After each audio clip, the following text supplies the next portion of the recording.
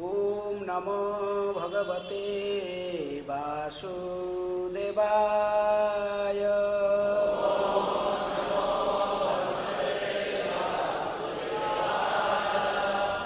ओम नमः भगवते वासुदेवाय।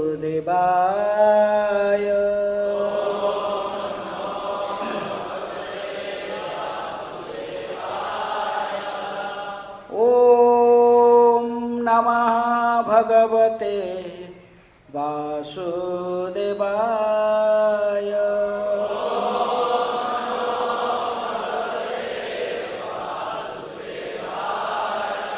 नारायणं नमस्कृत्य नरं चैव नरोत्तमं देवीं सरस्वतीं व्यासं ततो जयमुदीरये। नष्टप्रायेषु अभद्रेषु नित्यं भागवत सेवया। भगवते उत्तम श्लोके भक्ति भवति नैष्ठिकी। श्रीमद् भागवतम से पाठ प्रथम स्कंध अध्याय नहीं सप्तम स्कंध अध्याय 2 असुर राज हिरण्यकशिपु। इस अध्याय के आज अंतिम श्लोक है 61 नंबर श्लोक। श्री नारद उवाच इति दैत्यपते वाक्यं दिति आकर्ण्य सन्तुषः पुत्रशोकं क्षणात् त्यक्त्वा तत्त्वे चित्तम् अधारयत्। श्रीनारद उवाच इति दैत्यः पतेर्वाक्यं दितिराकर्ण्य सन्तुषः पुत्रशोकं क्षणात् त्यक्त्वा तत्त्वे चित्तम् अधारयत्। इति दैत्यपतेर्वाक्यं दितिराकर्ण्य सन्तुषः पुत्रशोकं क्षणात् त्यक्त्वा तत्त्वे चित्तम् अधारयत्। श्रीनारद उवाच इति दैत्यः पतेर्वाक्यं दितिराकर्ण्य सन्तुषः पुत्रशोकं क्षणात् त्यक्त्वा तत्त्वे चित्तम् अधारयत्। शब्दार्थ। श्री नारद उवाच श्री नारद मुनि ने कहा दैत्यपते हिरण्यकशिपु वाक्यम वाणी दिति हिरण्यकशिपु तथा हिरण्याक्ष की माता ने। दिति कौन है? हिरण्यकशिपु तथा हिरण्याक्ष की माता।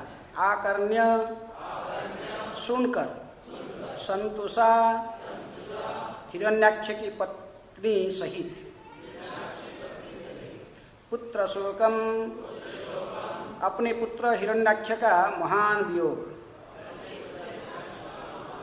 क्षणात् तुरंत त्यक्त्वा छोड़कर तत्वे जीवन के असली दर्शन में चित्तम हृदय को अधारयत लगाया।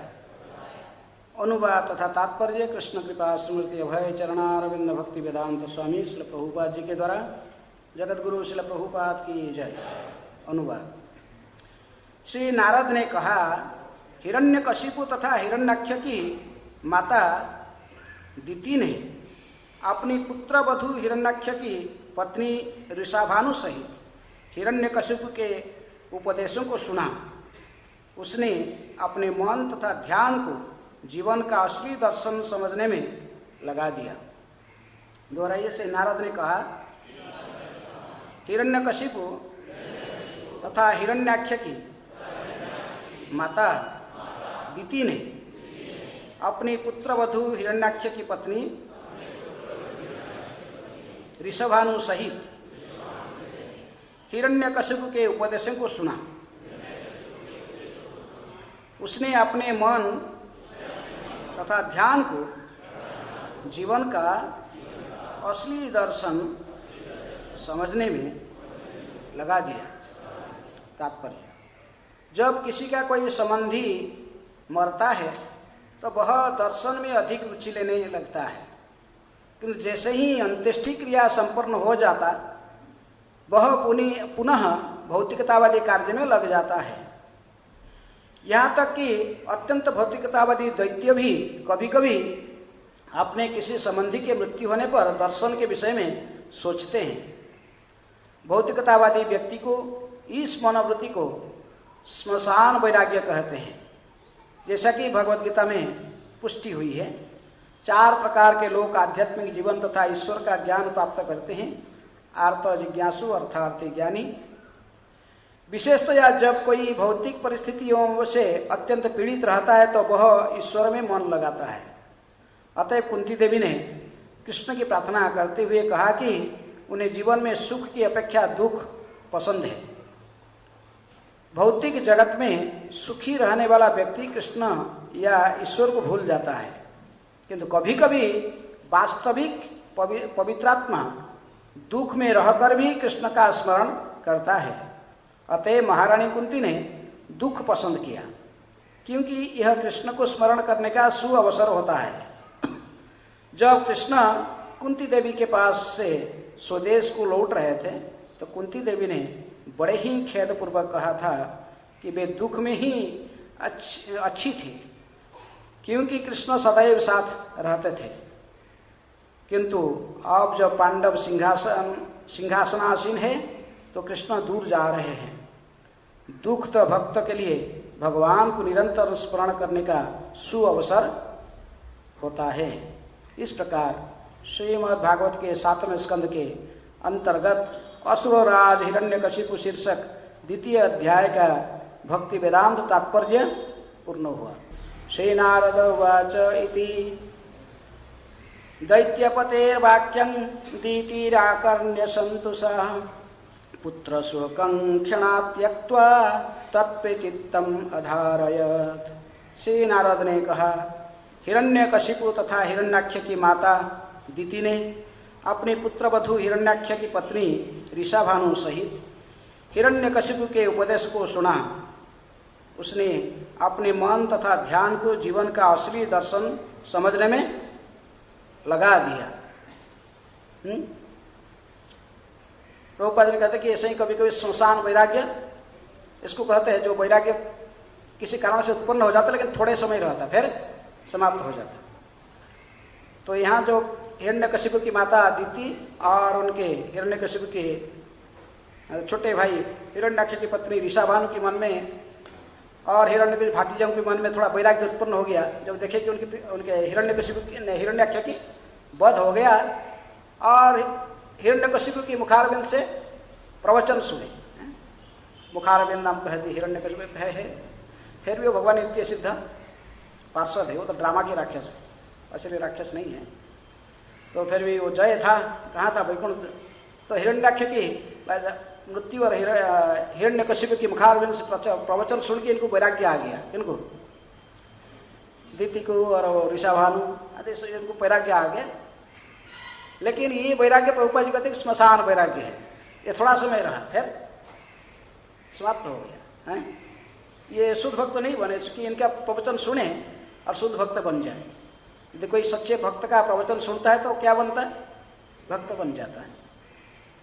जैसे पिछले श्लोक में प्रभुपाद ने महाभारत के वन पर्व से श्लोक भी कोट किए थे, अहनी अहनी भूतानी गच्छन्ति जमालयम शेष स्थावर गच्छन्ति किम आश्चर्य अतः परम।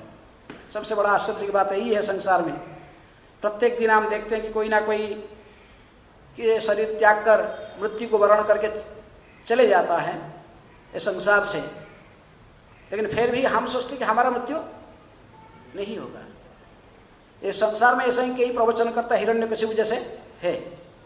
हिरण्यकशिपु प्रवचन किया लेकिन स्वयं उसका फॉलो भी नहीं किया। फॉलो किया और बड़ा प्रवचन दिया गीता के, कहा कि सब संसार में ऐसा ही एक दिन सभी का शरीर मिट्टी में मिल जाएगा।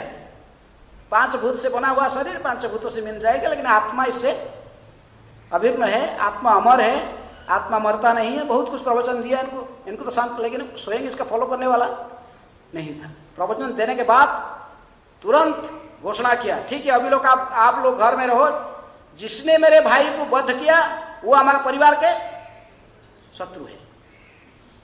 जब तक मैं इसे जान से नहीं मार डालूंगा तब तक घर से वापस नहीं आऊंगा। प्रवचन का क्या फायदा है?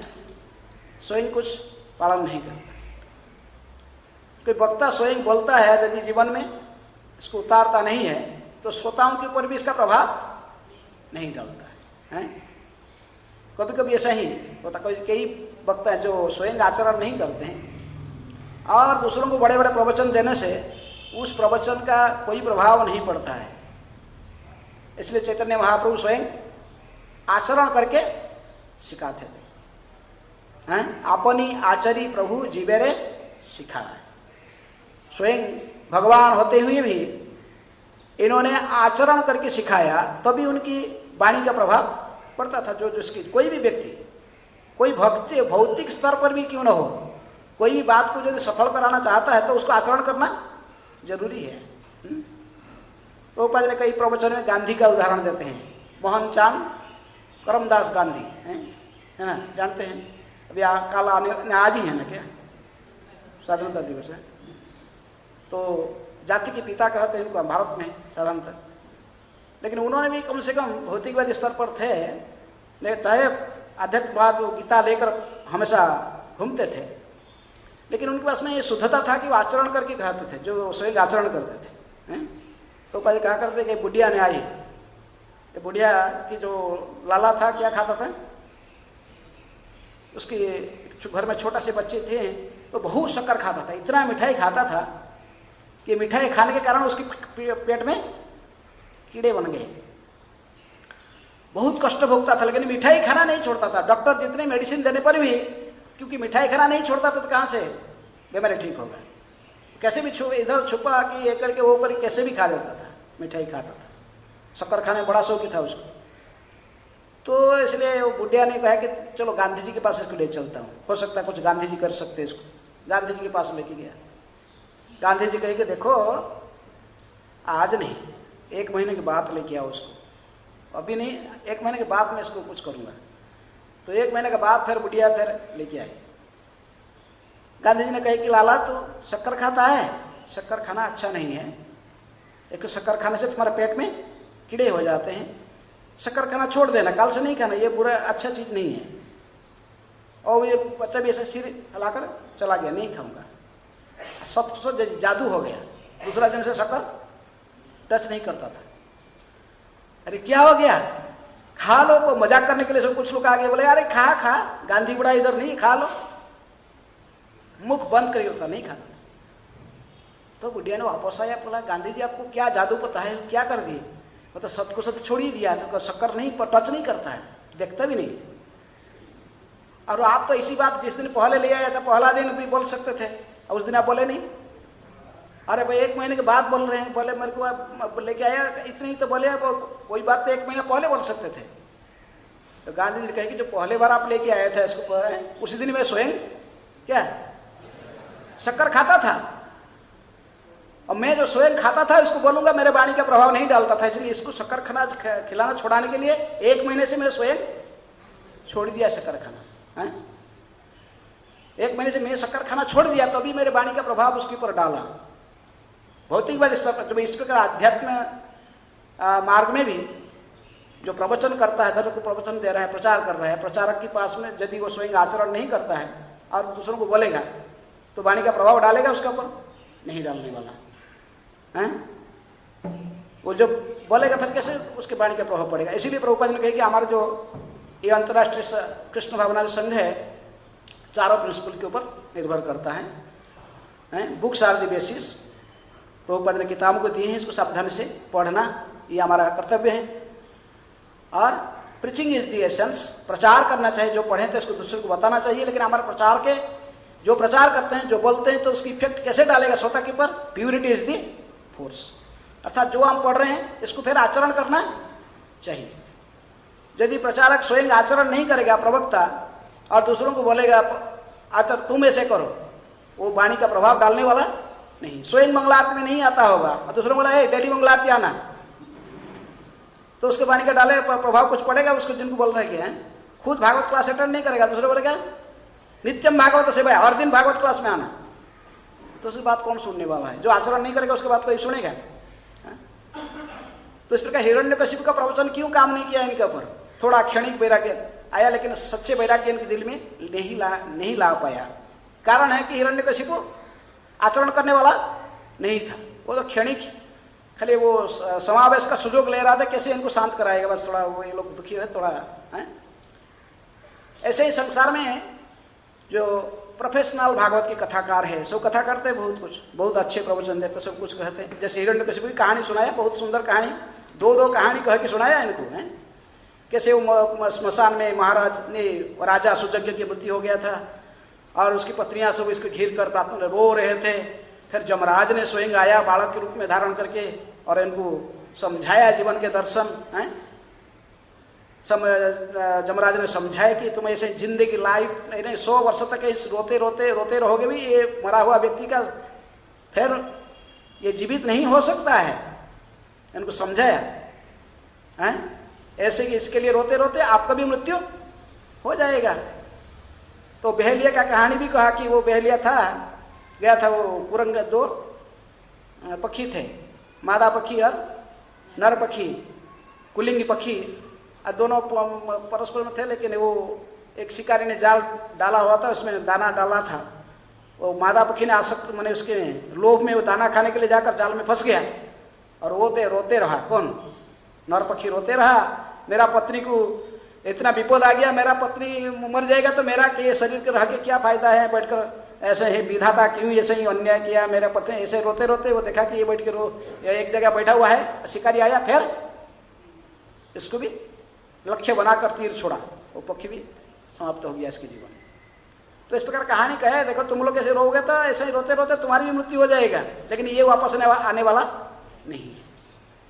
ये कहानी कहा सुनकर ही थोड़ा सा वैराग्य आ गया, क्योंकि प्रवचनकर्ता के पास में शुद्धता नहीं था, तो इसलिए इनके ऊपर कोई प्रभाव नहीं डाला है। चलो, वैराग्य कई प्रकार के होते हैं, कई प्रकार के वैराग्य होता है। इसको कहते प्रभुपाद इस प्रकार वैराग्य कौन सा वैराग्य है? स्मशान वैराग्य, क्योंकि स्मशान में हम जब देखते कि सबको लेकर जाते हैं, राम नाम सत्य है, राम नाम सत्य है, राम नाम सत्य है कहकर सबको ले गए और उसको जलाते हैं, तभी देखकर और सुनकर थोड़ा वैराग्य आ जाता, अरे हमारा भी ऐसे ही एक दिन स्थिति होगा ना, क्या एक दिन हमको भी ऐसे ही मरना पड़ेगा। लेकिन दूसरे क्षण में भूल जाता है, अरे क्या चलो है, जो होगा होगा, मरने सब लोग, हम भी मरेगा, और जितना दिन जीते हैं तो क्या भोग लो है। ऋणं कृत्वा घृतं पिबेत जावत् जीवेत सुखं जीवेत भस्मीभूतस्य देहस्य कुतो पुनरागमन भवेत। कौन जानता है शरीर भस्म हो जाने से क्या होने वाला है। चलो ठोका वैराग्य आता, लेकिन दूसरे क्षण में वैराग्य फिर समाप्त हो जाता है। कहते यार क्या जितना दिन है भोगो शरीर को, कौन जानता है। स्मशान भस्म हो गया तो ठीक है, जला दिया शरीर को, लेकिन इसका बाद क्या होने वाला कौन जानता है। बस जैसे ही स्मशान वैराग्य। दूसरे प्रकार का वैराग्य कहते हैं मर्कट वैराग्य है। चैतन्य महाप्रभु ने कहा, मर्कट वैराग्य ना कर लोक देखानिया, यथायोग्य विषय भुंज अनासक्त हया। यदियो रघुनाथ दास को समय तो सच्चे वैरागी थे, लेकिन उनको खाली उद्देश्य बनाकर हम सभी को कहे महाप्रभु ने, मरकट वैराग्य, बंदर की तरफ वैराग्य। बंदर भी अपने को बड़ा वैरागी दिखाता है, ठंडी गर्मी सब सहन करता है, मात्रा स्पर्श कौनते शीत उष्ण सुख दुखदा सब सहन करता है। भगवत गीता के उपदेश है, पालन करता। हम लोग नहीं पालन कर पाता, हमको कंबल चाहिए, रजाई चाहिए, ठंडी में गर्मी में एसी चाहिए, लेकिन बंदर को कुछ नहीं चाहिए, फल पूरे फॉलो कर रहे हैं। मात्रा स्पर्श शीत उष्ण सुख दुख सहन करता है, लेकिन बड़े वैरागी दिखाई पड़ता है बाहर से, लेकिन अंदर में उसकी लस्टी डिजायर कंट्रोल नहीं है, बंदर के पीछे भटकते रहता है।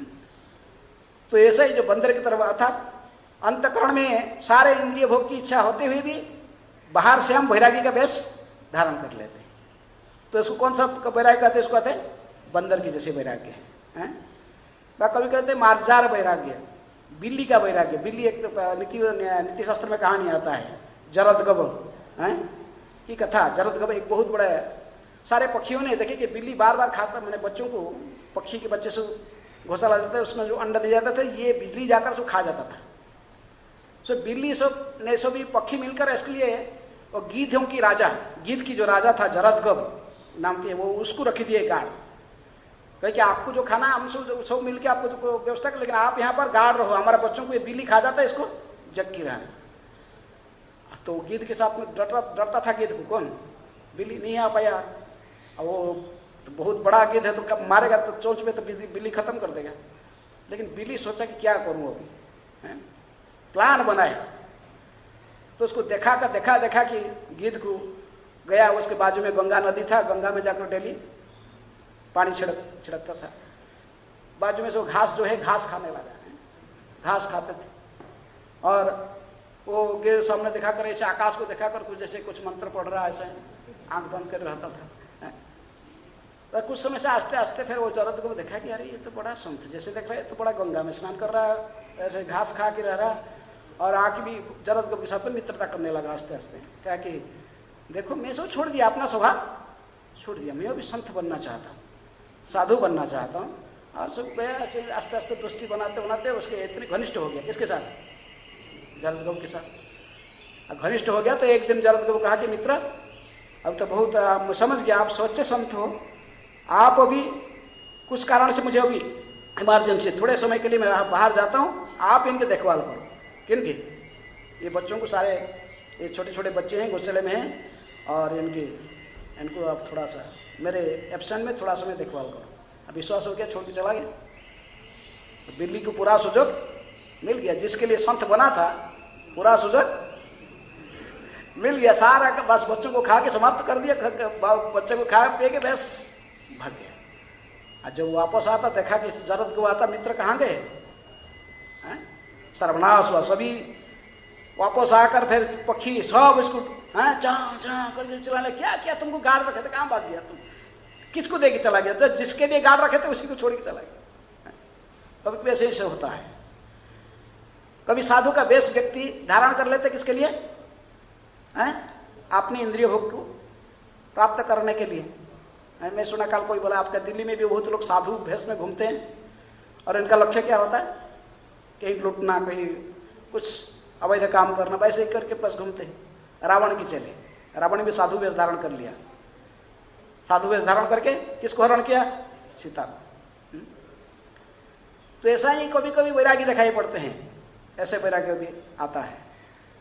यदि कोई वैराग्य कभी कभी हमें 3 प्रकार के कर्म, ज्ञान और भक्ति, तीनों के माध्यम से भी वैराग्य आ सकता है।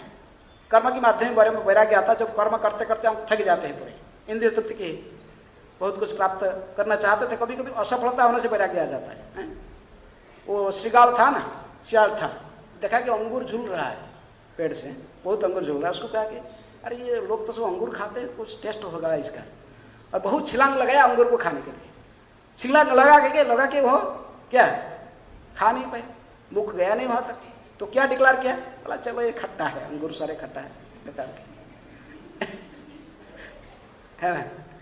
तो ऐसा ही कभी कभी होता है, लोग चाहते इंद्रिय तृप्ति इंद्रिय तो जो पूरा इच्छा है, पूरा प्रयास करते, जो नहीं हो पाता, सक्सेसफुल नहीं हो पाता, तो फिर कहते कि ऐसा बेकार है, चलो भजन करते भगवान की हैं। लेकिन ऐसे व्यक्ति भी जो भजन करने आएगा, फिर जो सच्चे अंगूर खाने इसको मिल जाएगा, तो फिर भजन छूट जाएगा। कुछ ज्ञानी लोग कुछ होते हैं, ज्ञानी लोग ज्ञान से वैराग्य प्राप्त हुआ, थोड़ा शास्त्र पढ़ लिया और ऐसा हुआ, ज्ञान प्राप्त हुआ, और ज्ञान प्राप्त हो फिर कोई सोचा कि जीवन का लक्ष्य क्या है, चलो है साजुज्य मुक्ति प्राप्त करना, उससे आनंद मिलेगा।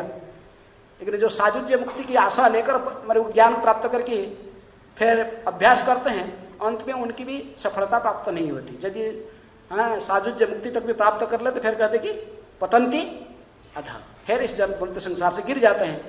क्योंकि जीव का जो नित्य स्वभाव भगवान की सेवा करना, और सेवा जब तक सेवा में नहीं लगेगा उसकी वैराग्य भी स्थिर नहीं हो पाएगा। ज्ञानी होकर भी यदि वो अपने ज्ञान को भगवान की सेवा में नहीं लगाएगा तो फिर वो भी बेकार हो जाएगा। प्रकृति में जो भक्ति के माध्यम से जो वैराग्य प्राप्त होते हैं वही वैराग्य स्थिर हो पाता है। इसलिए चैतन्य महाप्रभु ने कहे कि साधु कृपा बिना को न कर्मे भक्ति नाय, कृष्ण भक्ति दूरे रहु संसार न है क्षय। साधु की कृपा के बिना, सच्चे साधु की मुख से प्रवचन नहीं सुनने से, जो माने आचरण करता है स्वयं, और वो प्रवचन नहीं सुनने से, उनकी मुखारविंद से जब तक सुनोगे नहीं, साधु के संग जब तक नहीं करोगे, किसी संत की कृपा प्राप्त नहीं करोगे, तब तक भक्ति की शुभारंभ होने वाला नहीं। साधु कृपा बिना कोनो कर्मे भक्ति न है, भक्ति का शुभारंभ नहीं होता है। इसी से भक्ति शुभारंभ होता है। और साधु ने भक्ति तो दूर की बात है, संसार के प्रति मोह भी नष्ट नहीं होगा जब तक संत कृपा नहीं करेंगे। रत्नाकर के प्रति नारद जी की कृपा हुआ तभी उनके संसार छोड़ गया। नारद जी कृपा की किसकी?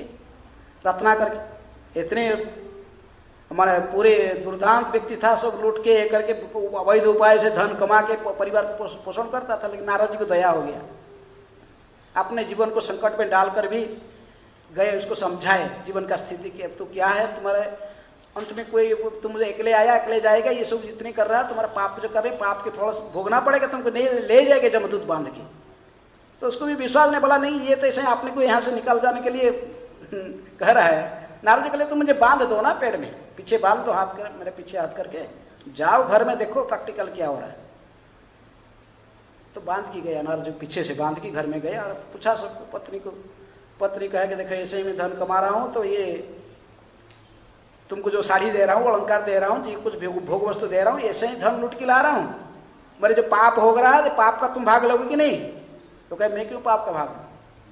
हैं तुम कैसे ला रहे हो, मेरे को क्या पता, तुम मेरा पति हो, तुम्हारा काम है मुझे मेरा आवश्यकता देना। प्रभुपाद जी की पत्नी भी यही सोची। क्या सोची?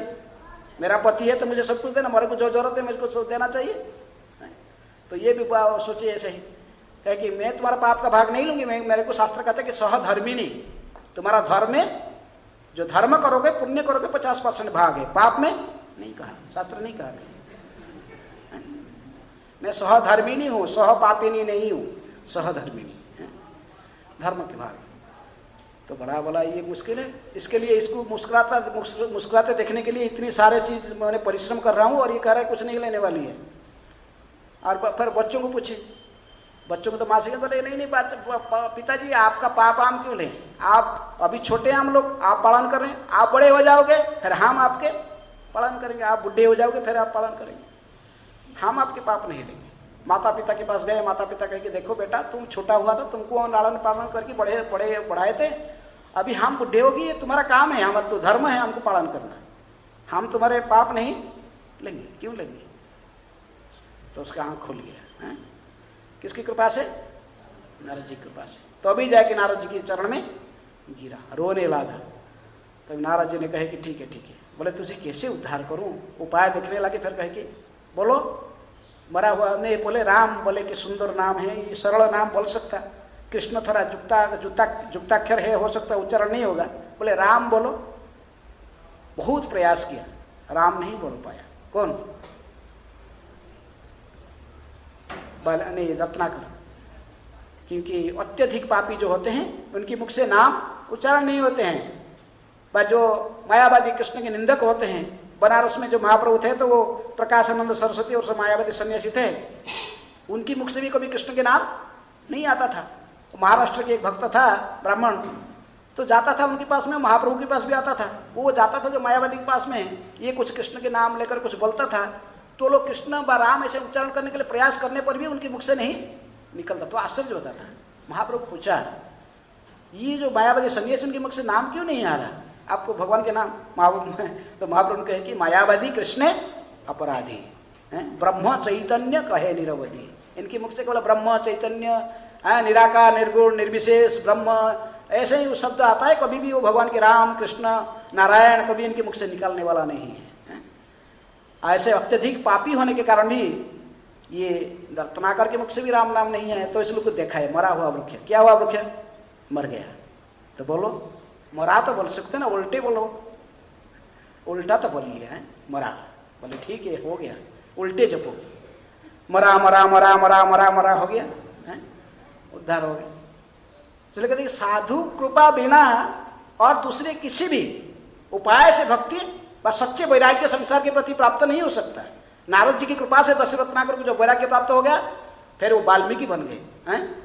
इतनी बड़े पतित स्थिति से फिर सर्वोच्च स्थिति आदि कवि वाल्मीकि, जिन्होंने रामायण की रचना किया, महान भक्त बने।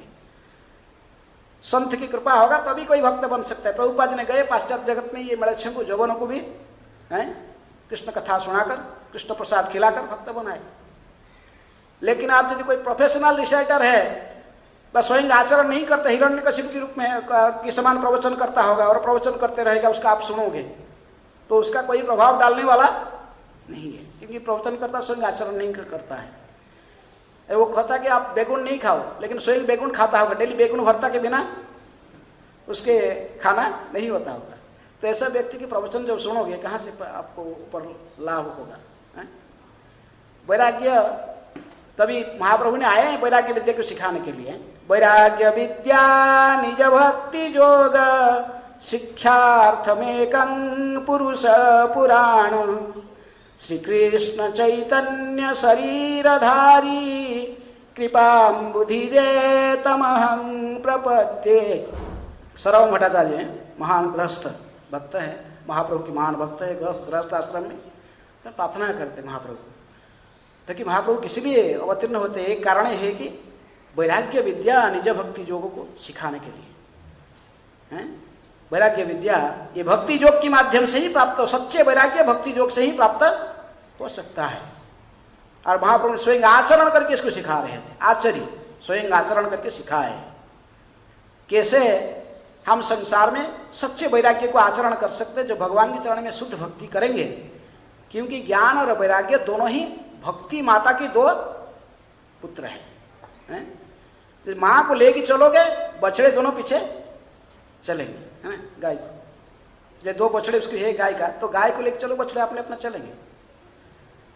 भक्ति की इसलिए कहे कि पद्म पुराण में कहा जाता है कि माँ भक्ति जो है माँ है, और ज्ञान वैराग्य दोनों बछड़े हैं उसके साथ। वासुदेवे भगवती भक्ति योग प्रयोजित जनयति आसु वैराग्यम ज्ञानम च यत् अहेतुकम। वासुदेव भगवान श्री कृष्ण के चरण में भक्ति करने से ही वासुदेवी भगवती भक्ति योग प्रयोजित, भक्ति योग की विधियों को प्रामाणिक आचार्यों के निर्देशन में भक्ति योग की मार्ग को आचरण करने से जनयति आसु वैराग्य, बहुत जल्दी से जल्दी संसार के प्रति क्या उत्पन्न होगा? वैराग्य उत्पन्न हो जाएगा। और वैराग्य केवल नहीं, ज्ञान भी आपको प्राप्त होगा। भक्त अज्ञानी नहीं रहता है। भगवान कहते कि तेसांग एवानुकंपार्थम अहम अज्ञानजम तम नाशयामि आत्मभावस्थ। जो व्यक्ति मेरी भक्ति करता है, मैं कृपा करके उसे अंतःकरण में बैठकर उसके सारे ज्ञान के प्रदीप को प्रज्वलित करके अज्ञान अंधकार को नष्ट कर देता हूं। इसलिए भक्ति के माध्यम से ही हमें सच्चा वैराग्य प्राप्त हो सकते हैं, और दूसरे उपाय नहीं है।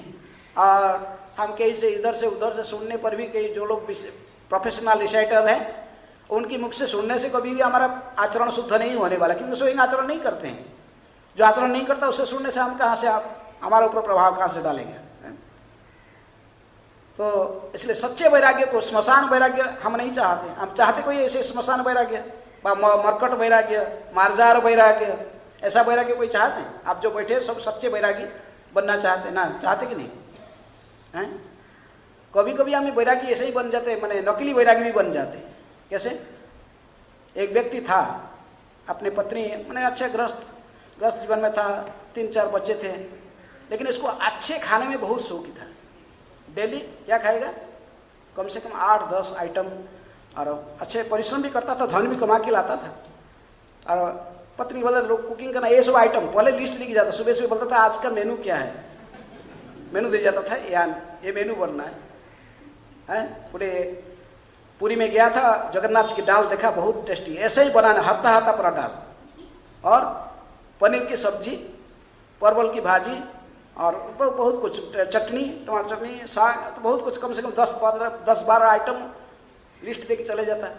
ये आज कुकिंग होके रहना, मैं जब आऊँगा लंच में। वो बेचारी 2-3 बच्चे के साथ वो घर के सारे काम संभालना है, तो कुकिंग करने संभव नहीं होता, तो 2-4 बनाते, कभी कभी होता, कभी नहीं, 2-4 आइटम बना के रख देते। जिस दिन देखा कि उसके मेनू की अनुसार इस आइटम नहीं बना, कहा कि क्या तुम बोल के किया था नहीं बना है, तुम समझ में नहीं आ रहे, तुम ऐसे यदि मुझे अच्छे से मेरे बात नहीं सुनते रहोगे, मैं तुमको छोड़ के संन्यास ले लूंगा। धमका देते, संन्यास ले लूंगा संन्यास ले लूंगा। अरे तू डर जाती थी, संन्यास ले, बोला तुम ही फिर घर संभालना, तुम बच्चों संभालना, मैं छोड़ के चले जाऊंगा, संन्यास ले लूंगा। और उस गांव के 8-10 किलोमीटर दूर में एक साधु रहता था, बड़ा संत, बड़ा अच्छा प्रसिद्ध साधु, बोला उसके पास जाकर संन्यास ले लूंगा, जैसे चैतन्य महाप्रभु ने संन्यास ले लिया। कहाँ? कटवा से जाकर वो कैसे भारतीय संन्यास ले लिया, मैं भी संन्यास लेके छोड़ के चले जाऊंगा। ये डर जाती थी, अरे ये छोटे छोटे बच्चे क्या होंगे मेरे, और रो रहे। तो एक का दिन सच को सच, जिस सन्यासी जाकर जिस संत से सन्यासी लेना चाहता, बोलता था, धमकी देता था, वो सन्यासी माधुकरी करते करते उनके दर्जे के सामने आया। और माता जी ने देखा कि अरे वही महात्मा, जाकर तुरंत ही प्रणाम किया, और हर दूसरे भिखारी को बस एक मुट्ठी चावल देता, लेकिन आप तो पूरा प्लेट में बहुत अच्छा से सजा के चावल, दाल, सब्जी, सब घी सब लेके गया, प्रणाम करके, और महात्मा जी को दिया। महात्मा बोले ये तो अच्छा क्यों दे रहा, श्रद्धालु है, दे रहे। तो इसके बाद रोने लगे जोर जोर से। मैं बोले क्या है बेटी, क्यों रो रहा है, क्या हो गया बेटी, रो रही क्यों? ना मेरा एक प्रार्थना है। क्या प्रार्थना है? नहीं, मेरा पति को कभी आप संन्यास नहीं देना। क्या तुम्हारा पति संन्यास? तुम्हारा पति कोई मेरे पास आया नहीं? नहीं, वो मुझे डेली धमकी देते हैं, ऐसे धमकी देते हैं संन्यास ले लेंगे, किसी ने संन्यास लेना चाहता हो। बोला कि ऐसे देखो डेली बहुत अच्छा मुझे बोलते कि ऐसा ही मेनू है, ऐसा ही बनाना, नहीं बना पाती तो आके डेली डांटती है, ले काल ये संन्यास लेके चले जाऊंगा, और मेरे छोटे छोटे बच्चे क्या होगा जो संन्यास ले लेने से हो। तो साधु ने समझ गया, बोला ये इसीलिए बोला संन्यास लेना है। तो आज आएगा ना वापस, आज बनाना ही कुछ, आज सिर्फ राइस और दाल साग, बस कुछ नहीं बनाना। और उसका स्वभाव है, आगे बोलेगा, फिर चिल्लाएगा बहुत, है ना, तो बोलेगा चल आज पूरा एकदम उग्र होना, झाड़ू पकड़ लेना, बोला चल जाओ संन्यास लो, जाओ संन्यास लो, गेट आउट कर दे, निकाल देना। और तुमको पूरा विश्वास रहना मैं कभी भी इसको संन्यास नहीं दूंगा ना, ये संन्यास लेने के लिए क्वालिफाइड है? अब तो उसको तो साहस हो गई। तो उस दिन तो फिर और साधु तो साहस दे दिया कि कभी नहीं, मैं बोला सब, मैं तुझे सच वचन दे रहा हूँ, साधु का वचन, मैं झूठ नहीं कहूंगा, तुम्हारा पति को कभी भी मैं संन्यास नहीं दूंगा ना, संन्यास लेने के लिए क्वालिफाइड है, तुम इसको आज डांट के निकाल देना घर से। तो आ गया, दोपहर को क्लच के देखा कि क्या है, साग, राइस और दाल और साग। तो एक तो उग्रमूर्ति हो गया, बोला ये लिमिट के बाहर हो गया, हर दिन बोलते बोलते थक गया मैं, तुम सुनती नहीं हो मेरे बात, आज ही जा रहा हूं संन्यास लेने। तो बोला जाओ, गेट आउट। बोला अरे इसको क्या हो गया आज? बोला जाओ, इसी मुहूर्त निकालो, झाड़ू लिए, बोला जा रहे कि नहीं, देख रहे ना मेरे हाथ में, निकालो घर से, एक घर में मैं संभाल लूंगी, मेरे बच्चे घर सब संभाल लूंगी, चले सब, गेट आउट।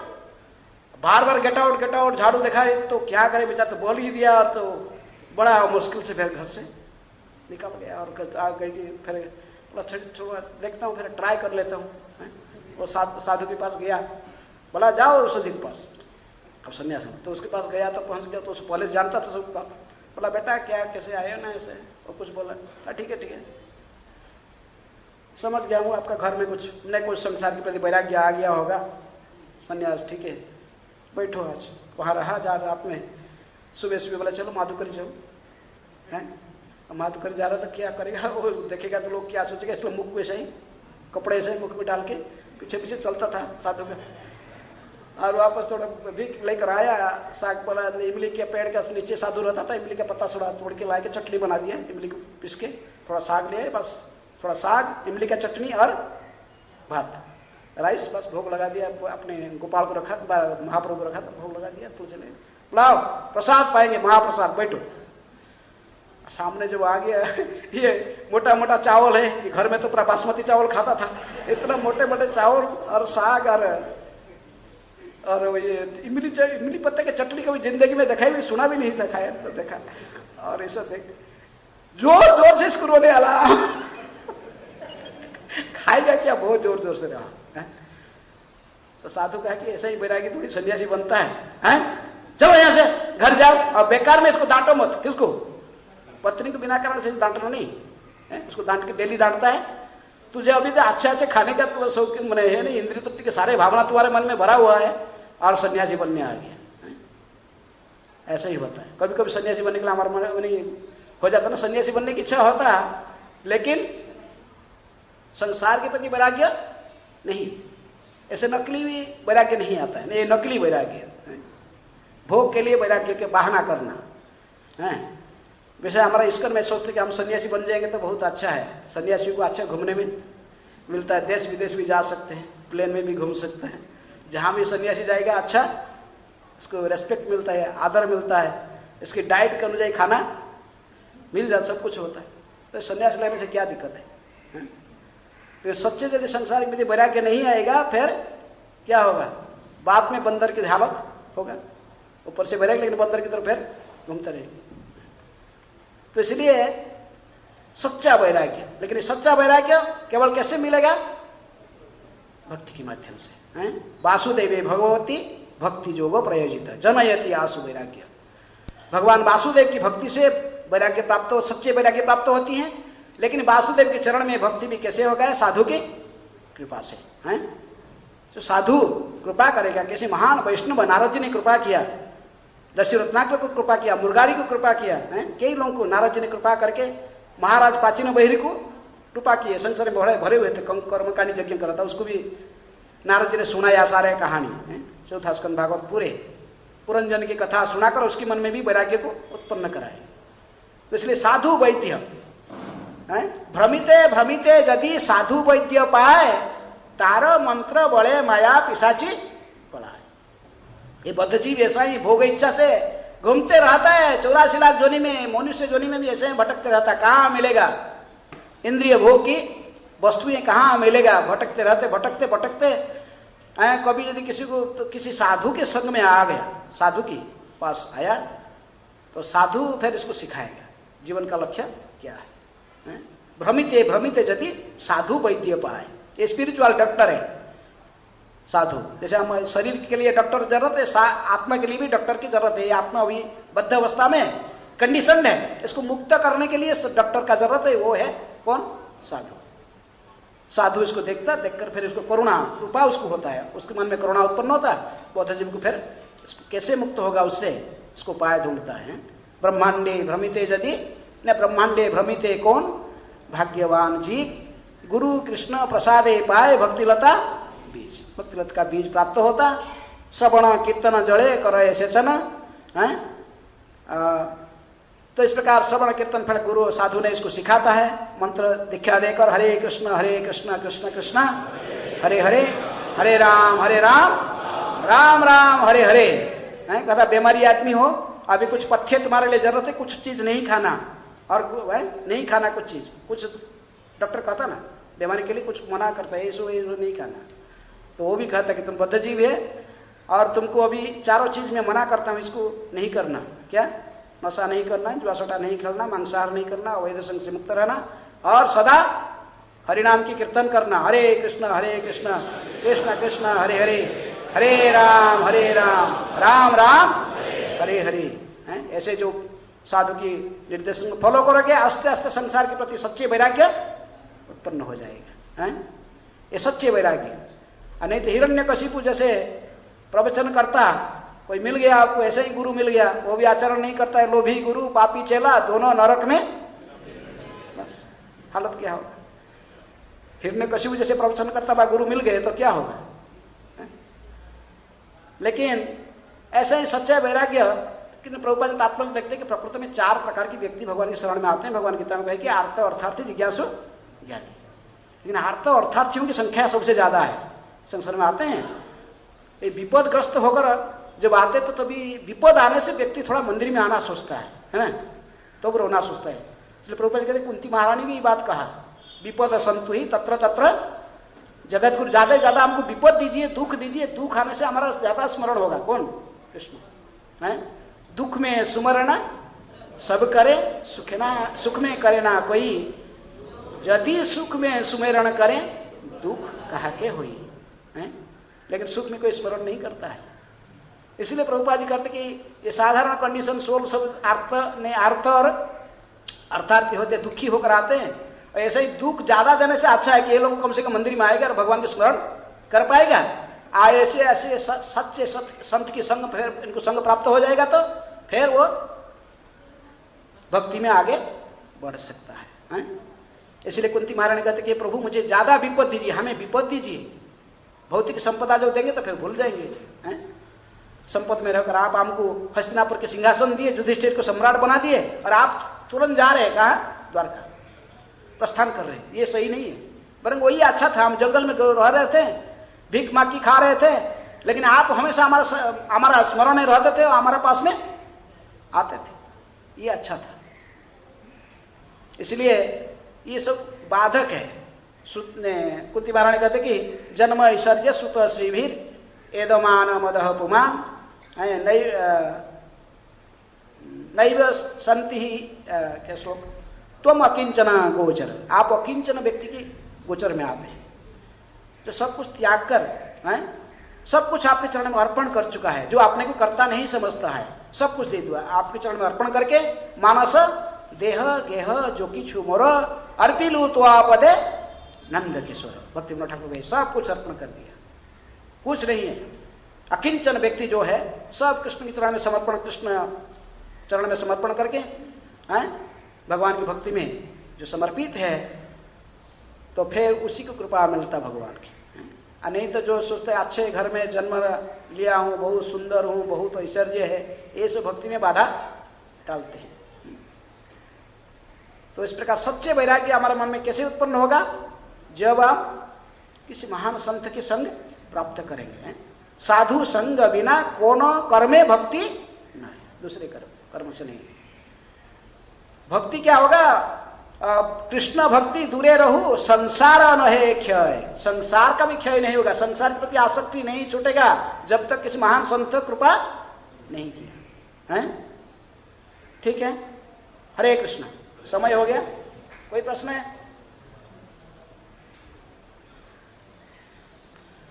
प्रश्न है किसी की? हाँ,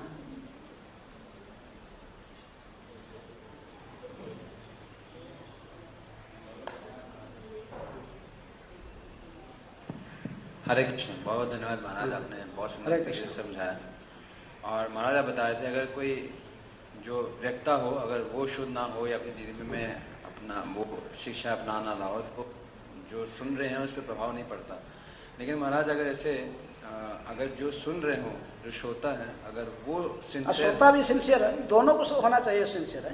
प्रभुपाद कहते कि कोई प्रकृति में कोई एक माने भौतिक एग्जाम्पल है, जो स्त्री यदि गर्भधारण करने के लिए सक्षम है, पुरुष यदि वीर्यवान है, तो भी पुत्र जन्म हो सकता है।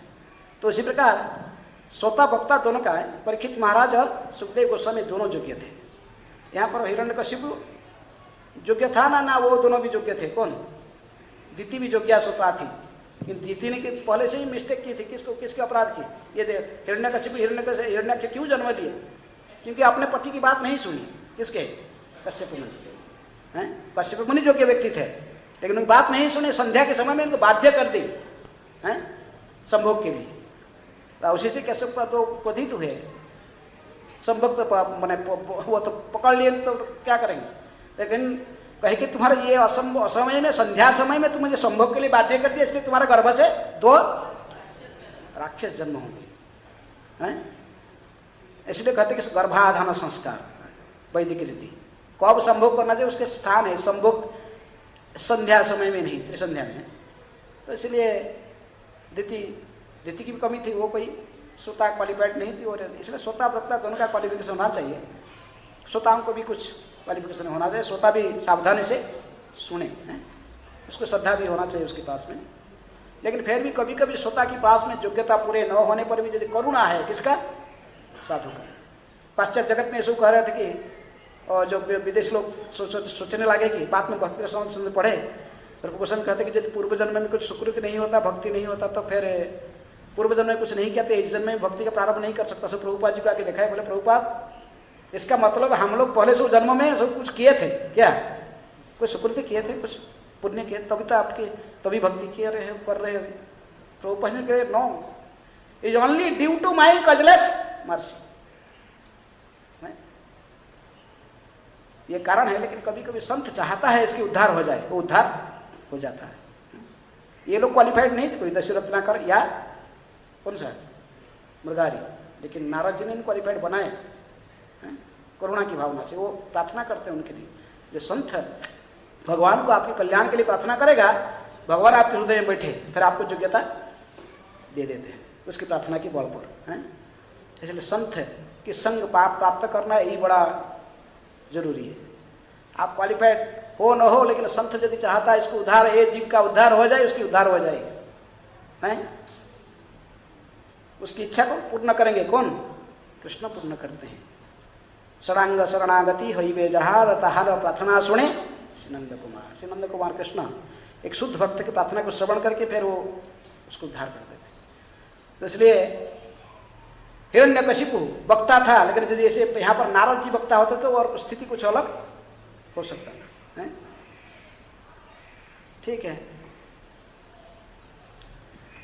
और कोई प्रश्न है? कोई प्रश्न नहीं? हाँ,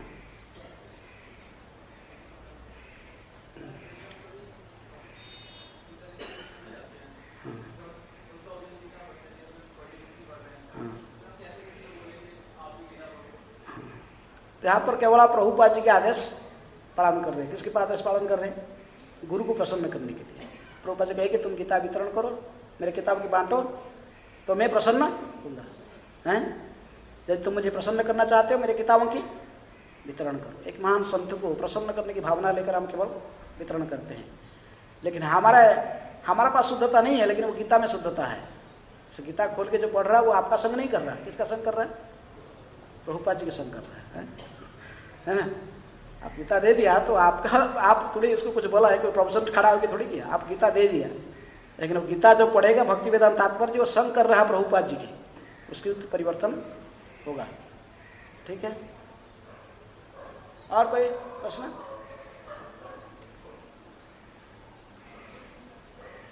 कोई प्रश्न नहीं है? ठीक है, हरे कृष्ण। ग्रंथराज श्रीमद् भागवतम की जय। जगत गुरु श्रील प्रभुपाद की जय। हिदाय गुरु प्रेमानंदी।